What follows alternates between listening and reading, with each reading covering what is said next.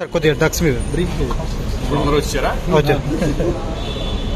అదే రేవుపాటి గురించి నేను వచ్చినాయి అన్ని పేపర్లో కొన్ని నేను కూడా ఉన్నానని నేను అలాగే ఉన్నానని వచ్చింది కదా. నిన్న ఆల్రెడీ నేను ఎక్స్ప్లెయిన్ చేసుకున్నాను, అన్ని పేపర్లో రావడం జరిగింది.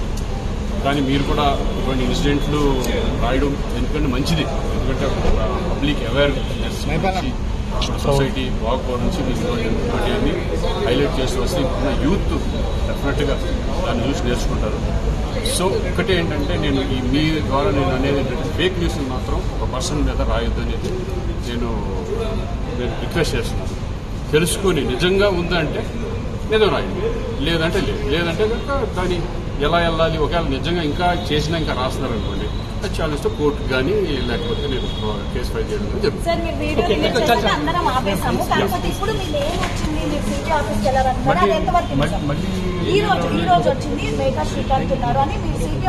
చూద్దాం, ఒకవేళ నిజంగా ఎవరన్నా రాస్తే నేను డైరెక్ట్ కోర్టుకి వెళ్తాను, కోర్టులో తెచ్చుకుంటాను, నేను ఫైల్ చేస్తాను. ఎందుకంటే ఏంటని తెలుసు ఎందుకు నోటీస్ వస్తుంది నాకు. ఒకవేళ అటువంటిది వాళ్ళు కనుక ఫేక్ కనుక చేయగలిగితే నేను పోలీస్ కూడా కంప్లైంట్ ఇవ్వడానికి రెడీ. కొద్దిగా డ్రగ్స్ మీద బ్రీఫ్ అందరూ వచ్చారా? వచ్చారు. అదే రేవుపాటి గురించి నేను వచ్చినాయి అన్ని పేపర్లో కొన్ని నేను కూడా ఉన్నానని నేను అలాగే ఉన్నానని వచ్చింది కదా. నిన్న ఆల్రెడీ నేను ఎక్స్ప్లెయిన్ చేసుకున్నాను, అన్ని పేపర్లో రావడం జరిగింది.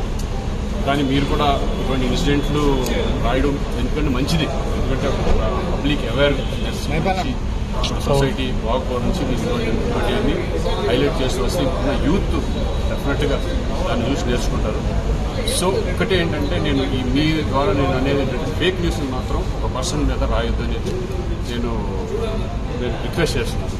తెలుసుకొని నిజంగా ఉందంటే నిజం రాయండి, లేదంటే లేదంటే కనుక దాన్ని ఎలా వెళ్ళాలి, ఒకవేళ నిజంగా ఇంకా చేసినా ఇంకా రాస్తున్నారు అనుకోండి, అది ఛాలెంజ్తో కోర్టు కానీ లేకపోతే నేను కేసు ఫైల్ చేయడం జరుగుతుంది.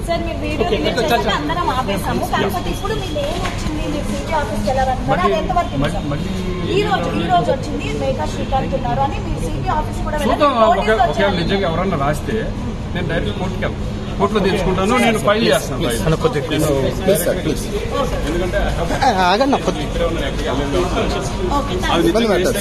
ఏంటని తెలుసు ఎందుకు నోటీస్ వస్తుంది నాకు.